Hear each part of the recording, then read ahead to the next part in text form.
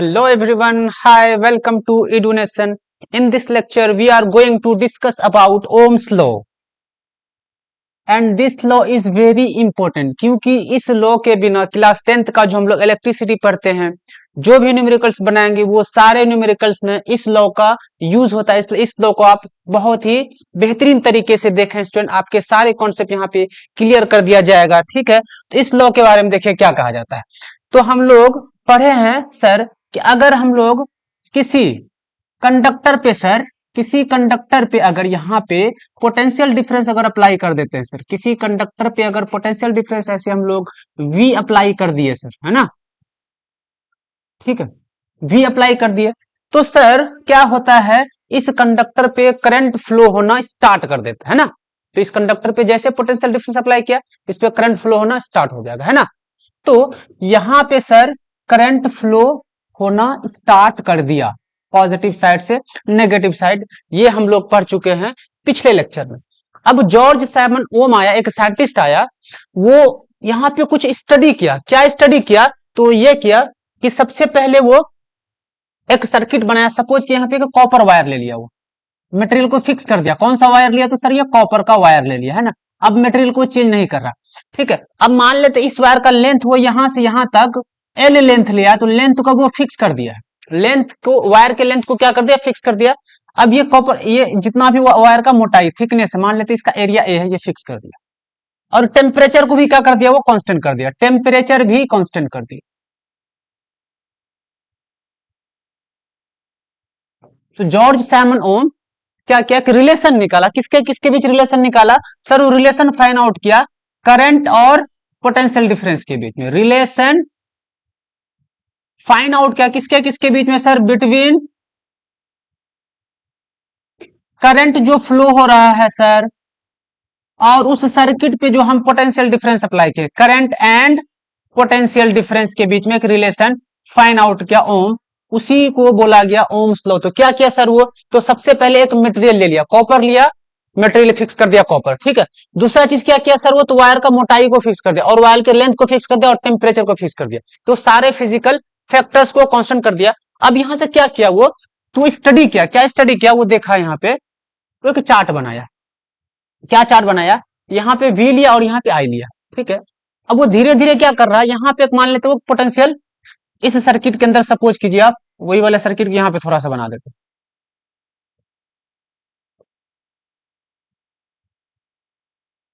यहाँ पे वो एक वोल्ट मीटर अप्लाई कर दिया। अब ये वोल्ट मीटर क्या होता है सर, तो वोल्ट मीटर एक डिवाइस है जो किसी भी सर्किट पे पोटेंशियल डिफरेंस को मेजर करता है, ठीक है।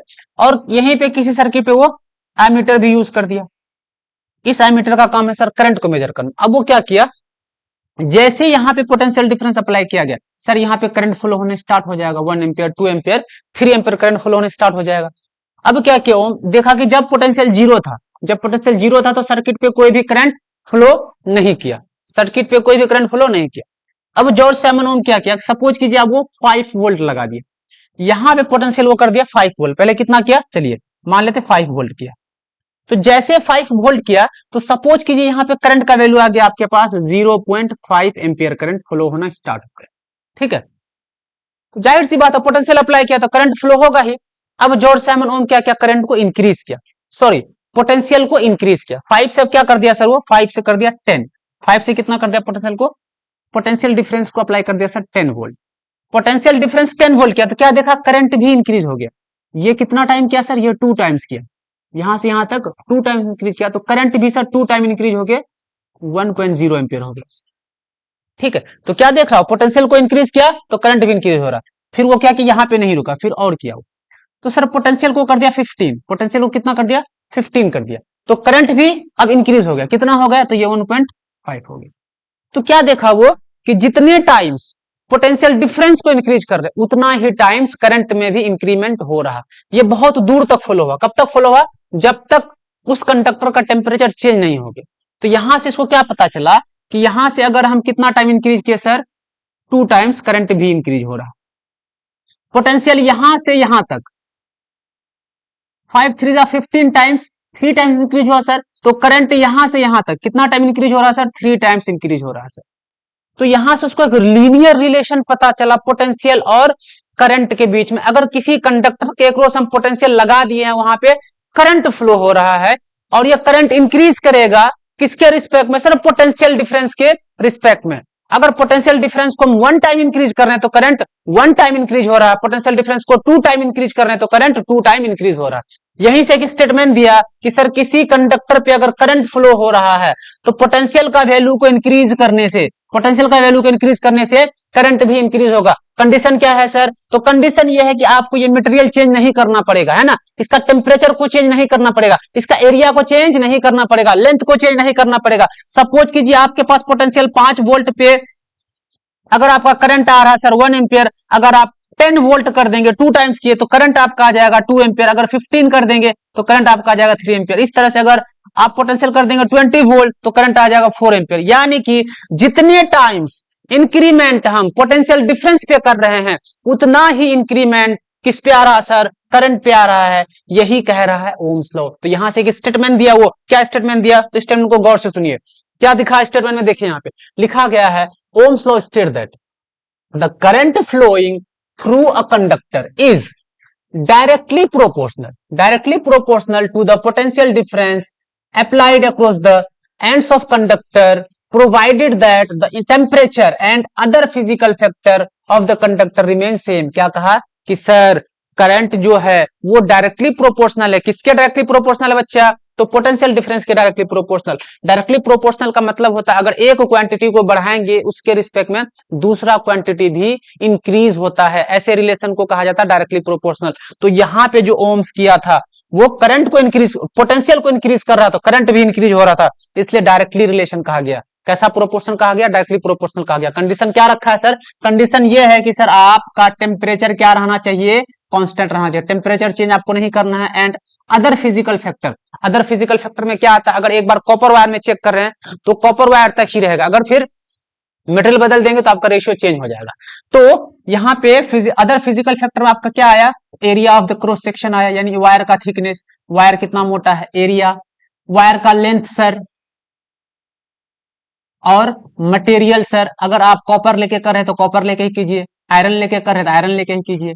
तो यहां से एक स्टेटमेंट दिया है ना, current directly proportional to potential difference, जितना ज्यादा पोटेंशियल अप्लाई करेंगे उतना ही ज्यादा करंट फ्लो होगा। ये क्लियर है? अब इसका मैथमेटिकल रिलेशन निकाला, वो क्या निकाला ओम्स लॉ का? तो देखिए यहाँ पे हम लोग अभी क्या सीखे, जो करंट है सर वो डायरेक्टली प्रोपोर्शनल इस तरह से लिखा जाता है।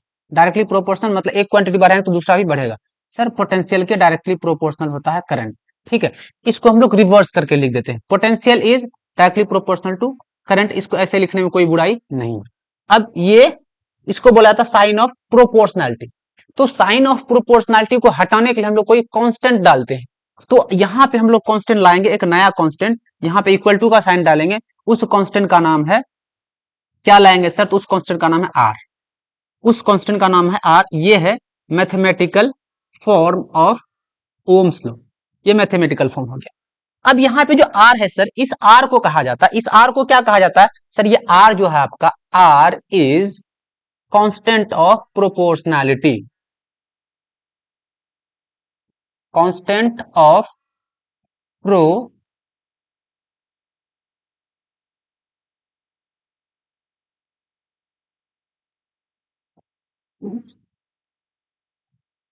ठीक है। इसी आर को भी हम लोग बोलेंगे सर, इस आर को कहा जाता है रेसिस्टेंस ऑफ द कंडक्टर। क्या कहा जाता है? Resistance of the conductor.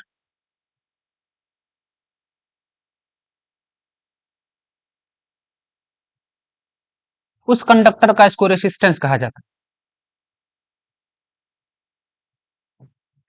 समझ गए यहां तक? यही है ओम्स लॉ। ओम्स लॉ क्या कह रहा है? तो आपको ये याद रख लेना, V is equal to I R, ये मैथमेटिकल फॉर्म हो गई। यही कह रहा है कि अगर किसी सर्किट पे पोटेंशियल को इंक्रीज करेंगे तो करंट भी इंक्रीज होगा, पोटेंशियल को 1 टाइम करेंगे तो करंट भी 1 टाइम इंक्रीज होगा, पोटेंशियल को 2 टाइम्स आप इंक्रीज कर रहे हैं तो करंट भी 2 टाइम्स इंक्रीज हो जाएगा। Is it clear? Is it clear ना? अब यहां पे क्या लिखा है? जो आर है, आर को क्या कहा जाता है? जिस बात को पीछे स्लाइड में लिखे थे, R is called constant of proportionality whose value depends. Value किस पे डिपेंड करता है? तो याद रखना उसका वैल्यू मटेरियल के साइज पे डिपेंड करता है, नेचर पे डिपेंड करता है, ठीक है, और टेम्परेचर पे डिपेंड करता है। किस पे डिपेंड करता है आर का वैल्यू? तो आर का वैल्यू डिपेंड करता है कि किस टाइप का मटेरियल है, कॉपर है, आयरन है ना, या एल्युमिनियम है। दूसरा, उसका लेंथ क्या है, उसका एरिया क्या है, और किस टेम्परेचर पे आप इस एक्सपेरिमेंट को कर रहे हैं। दूसरा है, इसी आर को कहा जाता है इलेक्ट्रिकल रेसिस्टेंस। रेसिस्टेंस का मतलब होता है एक प्रॉपर्टी है, रेसिस्टेंस क्या प्रॉपर्टी है,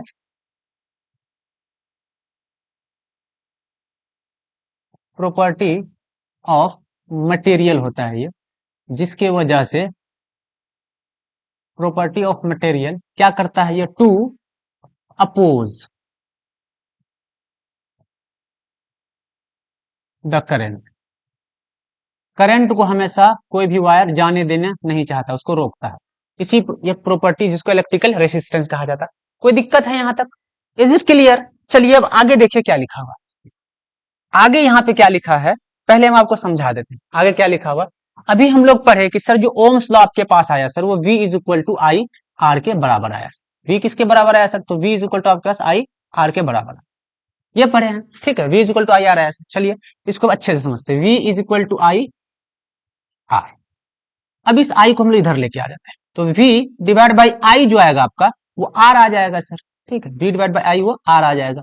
अब देखिए जो R है, V डिवाइड बाई आई, ये R जो है, इस R को हम कांस्टेंट बोल सकते हैं क्योंकि इसका वैल्यू चेंज नहीं हो रहा, ये फिक्स रह रहा है। तो यहां से हम लोग क्या डिफाइन कर सकते हैं, पोटेंशियल डिफरेंस और करंट का जो रेशियो है हमेशा क्या आता है, कांस्टेंट आता है। एक सर्किट पे अगर हम टेम्परेचर को फिक्स कर दें, मटेरियल को फिक्स कर दें, उसके लेंथ को फिक्स कर दें, उसके एरिया को फिक्स कर दें, तो करंट और पोटेंशियल डिफरेंस का जो रेशियो आएगा उस सर्किट पे एक कांस्टेंट वैल्यू आता है, ये वैल्यू चेंज नहीं होता है। वही लिखा गया है, Ohm's law can also be stated that the ratio of potential difference to the current flowing through it remain same. Ratio हमेशा क्या रहता है, सेम रहता है ना। रेशियो क्या रहता है, सेम रहता है। कब सेम रहेगा, तो आपको टेम्परेचर फिक्स रखना, फिजिकल फैक्टर्स को फिक्स रखना। यानी कि अगर आप डाटा बना, कैसा बना, एक डाटा तैयार किया, जैसे ओम एक तैयार किया, यहाँ पे सर V है, यहाँ पे I है, V है और I है, V है और I है। जैसे करंट लिया था, पोटेंशियल लिया था आपको, मान लेते हैं 5 वोल्ट, पोटेंशियल लिया 5 वोल्ट। सपोज कीजिए करंट आपके पास आया 0.5, फिर मान लेते हैं पोटेंशियल लिया था वो 10 वोल्ट, तो करंट आपके पास आया था 1.0 एम्पियर। पोटेंशियल लिया था 15 वोल्ट, तो करंट आपके पास आ गया था 1.5 एम्पियर।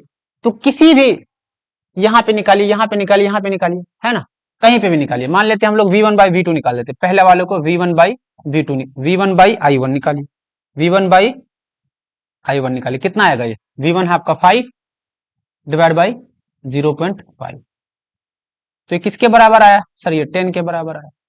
V2 बाई निकालिए, V2 बाई I2 निकालिए, V2 बाई I2 निकालिए आप, तो किसके बराबर आया सर, ये वाला V2 बोल दिए, 10 डिवाइड बाई 0.1, ये भी कट के कितना दे रहा है सर, 10 दे रहा है।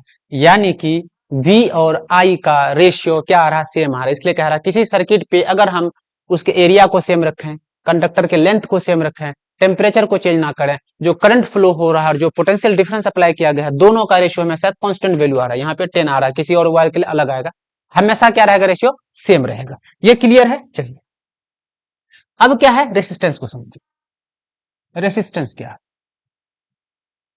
रेसिस्टेंस क्या है, it is property of conductor to oppose the flow of charge in it, to oppose the flow of charge in it. किसी कंडक्टर पे, किसी कंडक्टर का प्रॉपर्टी है, कैसा प्रॉपर्टी सर ये, तो वो चार्ज के फ्लो को अपने अंदर रोकना चाहता है। चार्ज के फ्लो क्या करना चाहता है, रोकना चाहता है। क्यों रोकना चाहता है, देखिए ध्यान से। अगर यहाँ पे आपके पास एक कंडक्टर है, यहाँ पे आपके पास एक कंडक्टर है, और इस कंडक्टर पे जब हम पोटेंशियल डिफरेंस अप्लाई करेंगे, मान लेते हैं इस साइड को पॉजिटिव साइड से लगा दी, इस साइड को नेगेटिव साइड से लगा। अब इसके अंदर होगा आपके पास बहुत सारा फ्री इलेक्ट्रॉन, जो इलेक्ट्रॉन मूव करता है उसको बोलाता है फ्री इलेक्ट्रॉन्स। अब इसके पास बहुत सारा एटम भी होगा, बहुत सारा एटम भी होगा, बहुत सारा एटम भी होगा, बहुत सारा एटम भी होगा, बहुत सारा एटम भी होगा।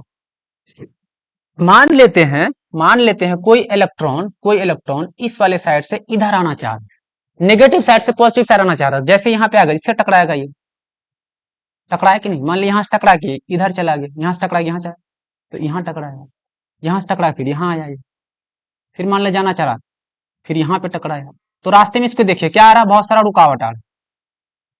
तो यही रुकावट की वजह से रेसिस्टेंस क्रिएट होता था। हर मटेरियल के पास ये प्रॉपर्टी होगा, क्योंकि इलेक्ट्रॉन को आसानी से जाने नहीं देगा, क्योंकि इलेक्ट्रॉन यहाँ पे बहुत सारे एटम से टकराएगा, यहाँ पे बहुत सारा एटम है।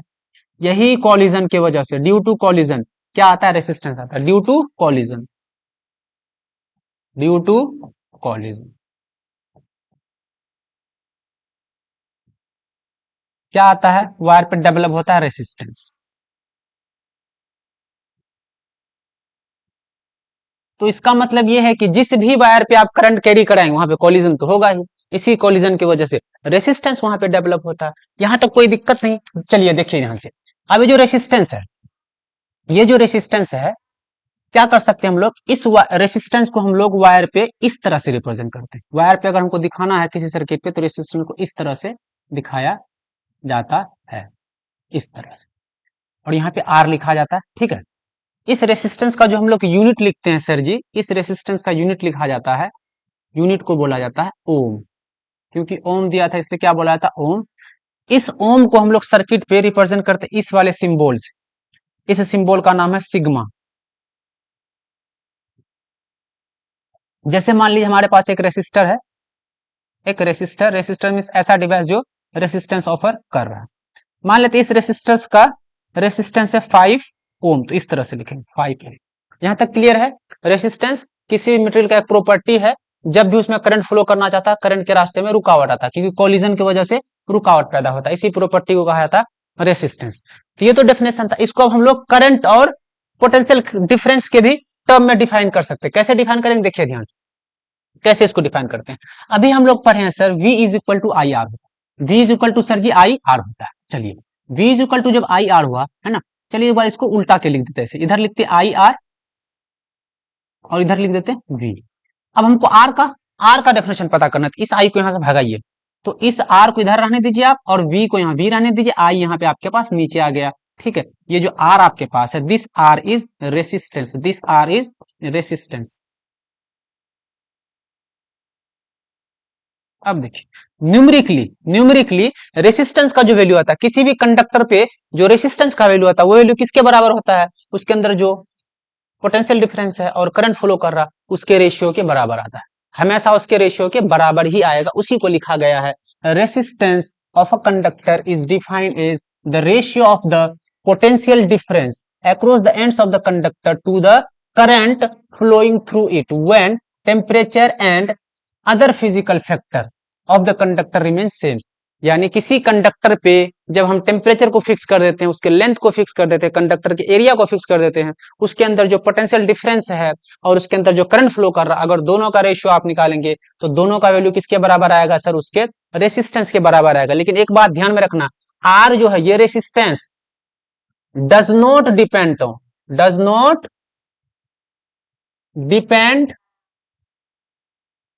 ऑन करंट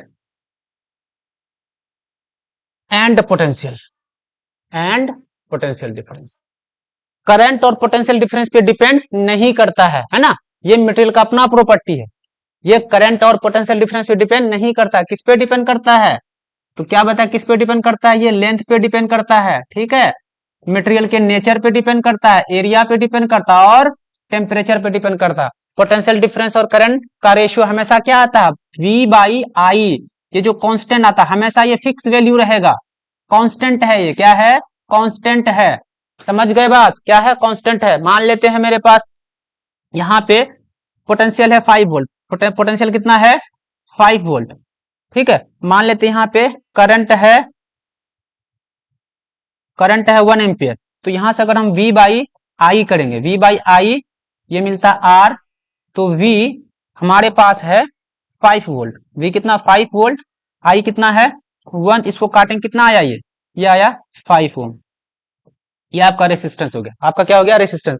अब अगर हम यहाँ पे V को कितना कर देते हैं, V को अगर हम कर देते हैं 10 वोल्ट, V को कितना कर दिए 10 वोल्ट, तो I आपका 1 नहीं रहेगा, अब I जो आपका हो जाएगा, I अपने आप कितना हो जाएगा 2 ओम हो जाएगा, क्योंकि रेशियो इसको क्या रखना, फिक्स रखना। फिर अगर हम उस वायर के लिए रेसिस्टेंस निकाले तो कितना हो जाएगा, ये 10 डिवाइड बाई 2 हो जाएगा, फिर से कितना रहेगा 5 ओम ही रहेगा, है ना। यानी कि अगर मान लीजिए आपके पास यहाँ पे एक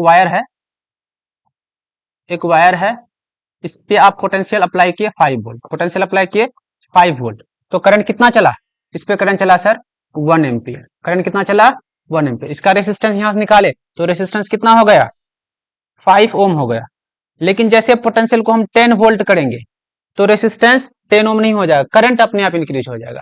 यानी कि जो रेसिस्टेंस है, रेसिस्टेंस पोटेंशियल डिफरेंस और करंट पे डिपेंड नहीं करता है। अगर पोटेंशियल को चेंज करेंगे तो करंट खुद ब खुद चेंज हो जाएगा, क्योंकि रेसिस्टेंस एक कांस्टेंट वैल्यू है, वो हमेशा कांस्टेंट रहता है। यानी V और I का रेशियो क्या रहेगा, सेम रहेगा। Is it clear everyone? चलिए अब देखिए 1 ओम रेसिस्टेंस किसको कहते हैं, 1 ओम रेसिस्टेंस किसको कहते हैं। तो 1 ओम देखिए किसको कहेंगे, अगर मान लेते मेरे पास यहाँ पे कंडक्टर है, मेरे पास यहाँ पे कंडक्टर है ना, इस कंडक्टर पे यहाँ पे पोटेंशियल डिफरेंस अप्लाई कर दिए 1 वोल्ट का, पोटेंशियल डिफरेंस अप्लाई कर दिए 1 वोल्ट का। जैसे पोटेंशियल अप्लाई किए तो इस वाले सर्किट पे, इस वाले कंडक्टर पे करंट फ्लो हुआ और मान ले तो उस करंट का वैल्यू है 1 एम्पियर। तो इस सर्किट का, इस कंडक्टर का जो रेसिस्टेंस हो जाएगा वो 1 ओम हो जाएगा। रेसिस्टेंस किसके बराबर हो जाएगा सर, ये 1 ओम के बराबर हो जाएगा। समझ में आया बात या नहीं? यानी कि किसी कंडक्टर पे अगर 1 वोल्ट पोटेंशियल डिफरेंस अप्लाई करते हैं और वो कंडक्टर 1 एम्पियर करंट फ्लो कर देता है, उस एम्पियर से करंट अगर 1 एम्पियर फ्लो हो गया तो उस कंडक्टर का जो रेसिस्टेंस होगा वो 1 ओम हो जाएगा। यानी 1 ओम, 1 ओम मीन्स सर क्या होगा, तो 1 volt per ampere, 1 volt per ampere. 1 ohm is equal to 1 volt per ampere. अगर किसी कंडक्टर पे 1 वोल्ट पोटेंशियल डिफरेंस अप्लाई करने पे उस पे करंट अगर 1 एम्पियर फ्लो हो जा रहा है, it means the resistance of the conductor is 1 ohm. तो उसी को यहाँ पे लिखा गया, resistance of a conductor is said to be 1 ohm if potential difference, its potential difference, यहाँ पे लिखिए potential difference of 1 volt, potential difference कितने वोल्ट का, 1 वोल्ट का। पोटेंशियल डिफरेंस अगर 1 volt across its ends make a current of 1 ampere. अगर किसी conductor के एक्रॉस पे 1 वोल्ट पोटेंशियल अप्लाई करने से 1 एम्पियर करंट फ्लो हो रहा है तो उस कंडक्टर का जो रेसिस्टेंस होगा कितना हो जाएगा, 1 ओम हो जाएगा। अगर देखिए दूसरा केस क्या लेते हैं, अगर हम इस कंडक्टर का लेंथ को बढ़ा देंगे, लेंथ को थोड़ा बढ़ा दिया, मान लिया कॉपर वायर ही था, इसके लेंथ को बढ़ा दिया, ठीक है। फिर यहाँ पे हम पोटेंशियल डिफरेंस अप्लाई किए 1 ही वोल्ट। सेम वायर अगर इतना लेंथ पे, इस वाले लेंथ पे 1 एम्पियर करंट जा रहा था, तो अगर लेंथ को बढ़ा दिए हैं, पोटेंशियल डिफरेंस 1 वोल्ट किए, अब जो करंट होगा वो करंट 1 एम्पियर के बराबर नहीं होगा, current is not equal to 1 ampere, क्योंकि आप यहाँ पे लेंथ को बढ़ा दिए।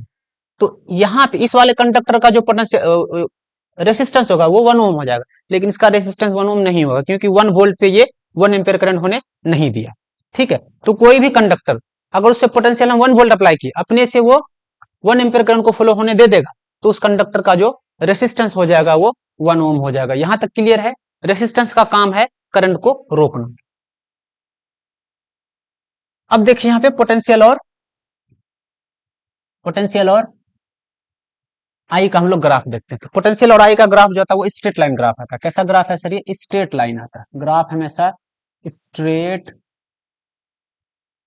लाइन ग्राफ आता है। क्यों स्ट्रेट लाइन ग्राफ आता है? क्योंकि लीनियर रिलेशन है, पोटेंशियल को जितना टाइम बढ़ाते हैं करंट भी उतना टाइम बढ़ रहा है, तो जहां पे भी लीनियर रिलेशन होगा ग्राफ कैसा आएगा सर, तो ग्राफ स्ट्रेट लाइन आता है सर, ग्राफ स्ट्रेट लाइन आएगा।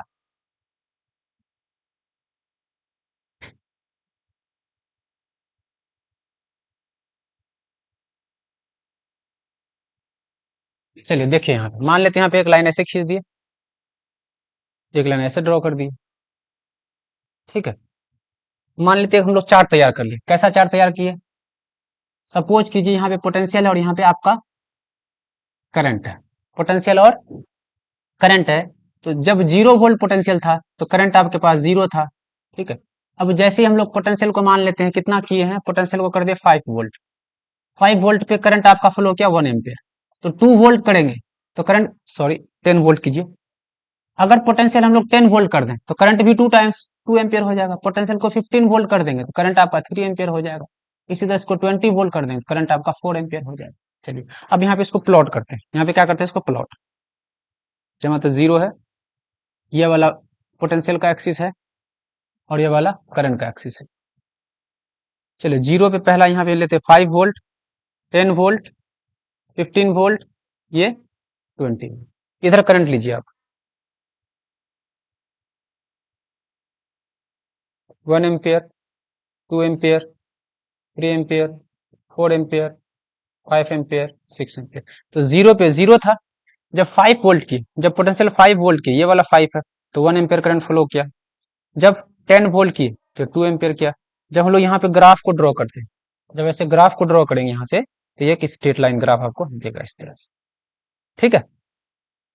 यही है पोटेंशियल और करंट के बीच का ग्राफ जो था, कुछ दूर तक स्ट्रेट लाइन आएगा, फिर आपका टेम्परेचर जैसे इंक्रीज होगा तो ग्राफ फिर थोड़ा सा टेढ़ा हो जाएगा। बहुत दूर जाने के बाद, बहुत ज्यादा पोटेंशियल अप्लाई करने के बाद फिर ये ओम्स लॉ फॉलो नहीं करता है। समझ के बाद यहाँ तक, क्योंकि टेम्परेचर वहां पे फिर इंक्रीज होने लगता है, तो वी और आई का ग्राफ स्ट्रेट लाइन, इसको याद रखना क्योंकि ये लीनियर रिलेशन। अब चलिए हम लोग कुछ न्यूमेरिकल्स कर लेते हैं यहाँ पे, ताकि ये लॉ पूरा क्लियर हो जाए। यहाँ पे लिखा है आपके पास एक क्वेश्चन है, what is the resistance of a lamp if the lamp uses 20 ampere when connected to a volt of 220। आपके पास देखिए पोटेंशियल डिफरेंस दिया हुआ, पोटेंशियल डिफरेंस दिया हुआ 220 वोल्ट दिया हुआ, और करंट जो लैंप खींच रहा है, करंट जो ड्रॉ कर रहा है, वो कर रहा है सर आपके पास 20 एम्पियर, ठीक है। अब हम लोगों को चाहिए रेसिस्टेंस, तो हम लोग ओम्स लॉ पढ़े sir, as we know that V is equal to I R होता है sir, V is equal to I R होता है सर। हमको निकालना सर रेसिस्टेंस, तो यहां से अगर हम रेसिस्टेंस निकालें सर, तो R हमारे पास बन जाएगा सर V डिवाइड बाई आई। अब अगर सारे डेटा को इस फॉर्मूले पे आप फिट करते हैं, R is equal to V divide by I, V आपके पास है सर 220 वोल्ट, और डिवाइड बाई आपके पास करंट जो है सर वो 20 एम्पियर है सर। इसको यहां से आप कट करेंगे सर, तो R का वैल्यू जो आपके पास आ रहा है सर, 2 को 11 टाइम से काटेंगे तो 22 आ जाएगा सर। ये रेसिस्टेंस अब यहाँ पे आप लगा दीजिए सर यूनिट इसका, यानी कि उस करंट का जो रेसिस्टेंस, सॉरी उस लैम्प का जो रेसिस्टेंस है सर वो कितना है, तो 11 ओम है। यानी कि आपके पास यहाँ पे मान लीजिए एक सर्किट है, यहाँ पे सर्किट है, यहाँ पे आप लैंप लगा दिए, तो कोई भी लैंप, ये रेसिस्टेंस हुआ, यहाँ पे आप पोटेंशियल अप्लाई किया 220 वोल्ट, 220 वोल्ट, करंट कितना फ्लो किया सर, तो करंट 20 एम्पियर का फ्लो किया है सर। इसका जो आर हो गया, आर आपके पास है 11 ओम। यहाँ तक क्लियर है? चलिए, बहुत ही इजी क्वेश्चन है, आराम से करना है ना, कोई दिक्कत नहीं लेना, इसको आराम से सॉल्व करना। नेक्स्ट क्वेश्चन चलिए आप, नेक्स्ट क्वेश्चन क्या कह रहा है,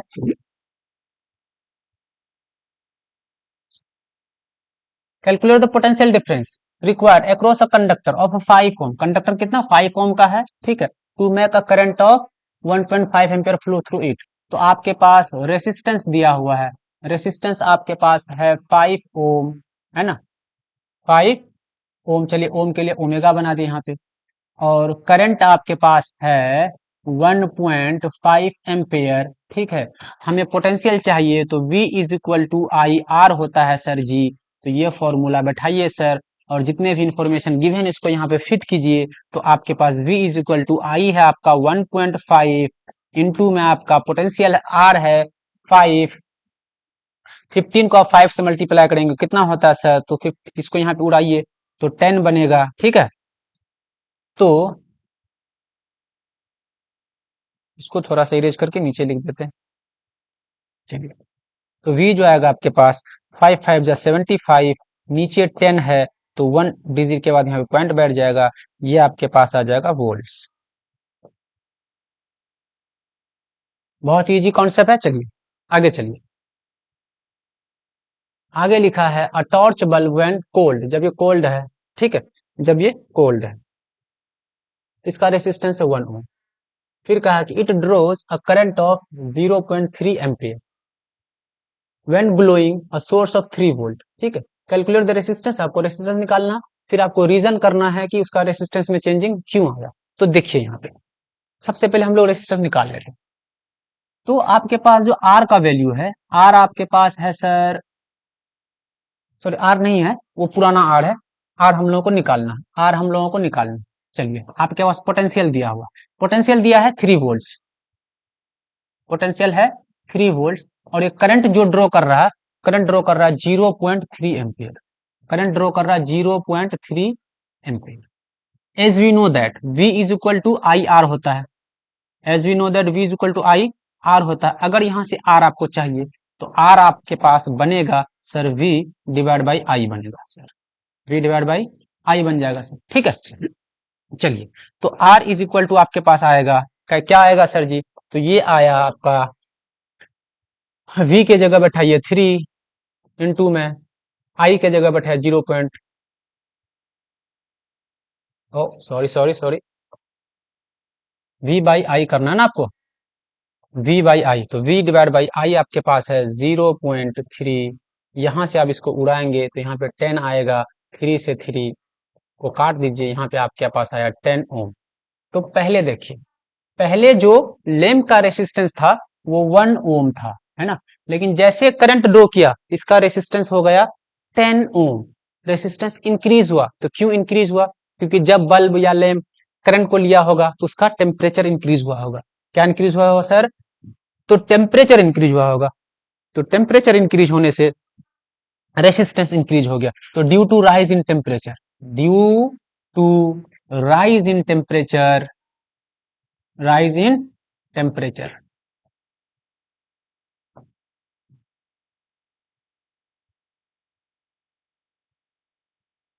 रेसिस्टेंस इंक्रीजेस।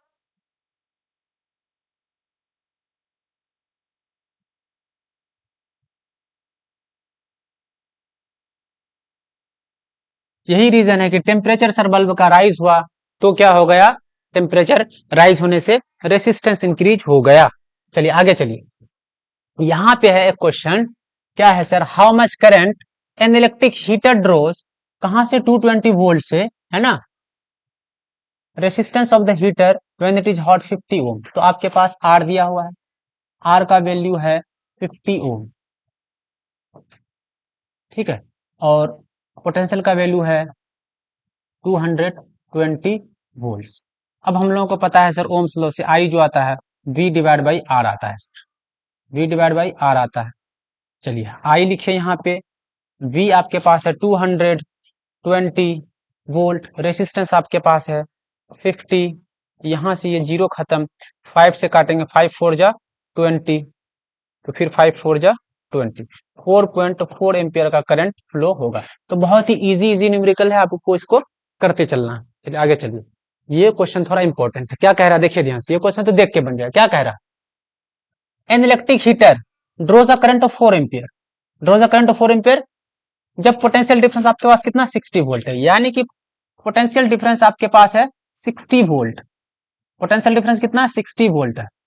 तो यहाँ पे जो करंट ले रहा है, करंट ले रहा है वो ले रहा है आपके पास 4 एम्पियर, ठीक है।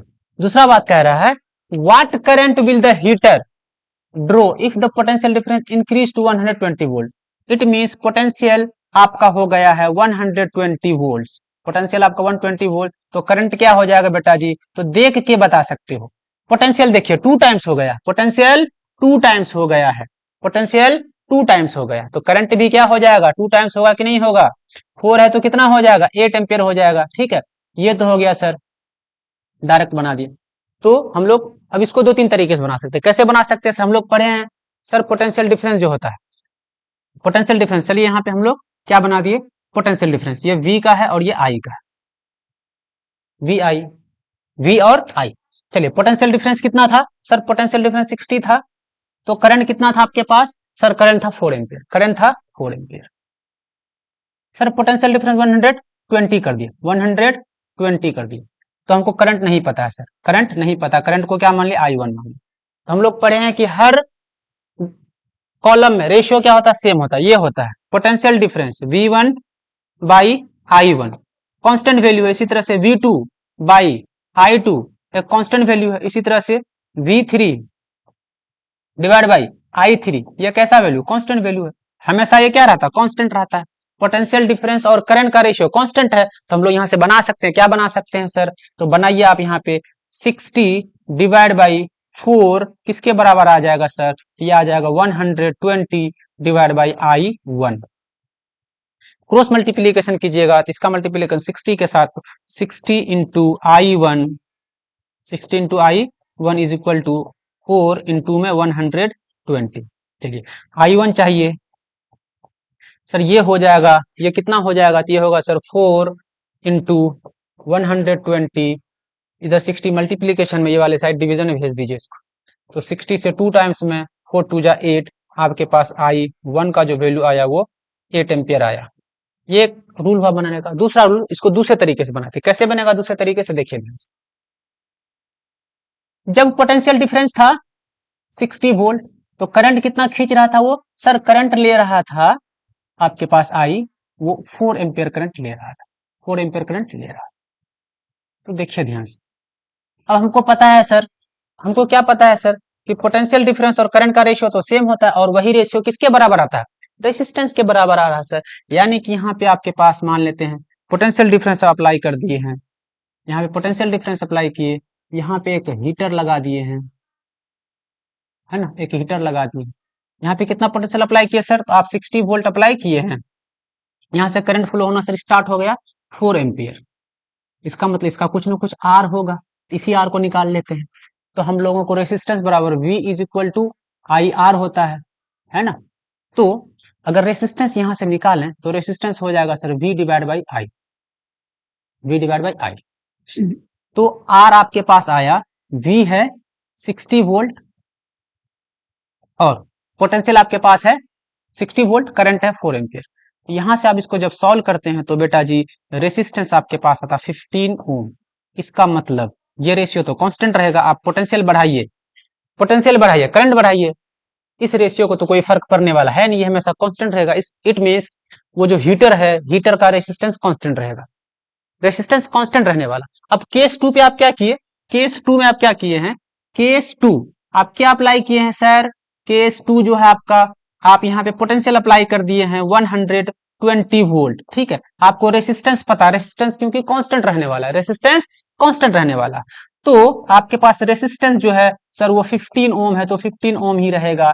और आप देखिए बोला है कि करंट कितना ड्रॉ करेगा, करंट कितना ड्रॉ, यानी सेकंड केस आप क्या बनाए, यहाँ पे बनाए, और यहाँ पे आप जो पोटेंशियल अप्लाई किए हैं आपको पता चल चुका है कि सर ये जो है आपके पास 15 ओम का है ना। यहाँ पे पोटेंशियल आप 120 वोल्ट अप्लाई कर दिए हैं, तो करंट कितना फ्लो होगा, चलिए।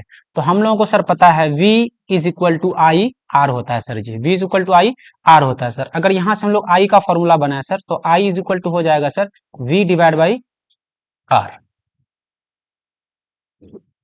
तो sir I is equal to V divide by R, V आपके पास है 120 वोल्ट, ठीक है, और आपके पास R जो है सर 15 ओम, 15 ओम। तो 15 से अगर 120 को आप कट करते हैं सर, ये आता है 8 के बराबर। इट मींस आपके पास करंट जो आया सर वो 8 एम्पियर के बराबर आया। यानी कि पोटेंशियल आप 60 से कितना किया, 60 से 120 किए सर, कितने का मल्टीप्लीकेशन हुआ सर, 2 टाइम्स हुआ। तो करंट भी आपका सर 4 से कितना हो गया, 8 हो गया, 4 से करंट आपका कितना हो गया, 8 हो गया। तो यही कहा था ओम्स, अगर आप करंट को 2 टाइम्स इंक्रीज करते हैं तो पोटेंशियल भी, सॉरी उल्टा हो गया, पोटेंशियल को अगर 2 टाइम्स इंक्रीज कर रहे हैं तो करंट भी 2 टाइम्स आपका इंक्रीज हो जाएगा, ठीक है। तो ये था आपका कुछ न्यूमेरिकल्स, है ना। तो ये कुछ बेसिक न्यूमेरिकल्स है, ये सारे न्यूमेरिकल्स क्वेश्चन आपको अच्छे से प्रैक्टिस करना है। इस लेक्चर में यहीं तक पढ़ते हैं, फिर नेक्स्ट लेक्चर लेके आएंगे, तब तक पढ़ते रहिए, मुस्कुराते रहिए। Thank you very much.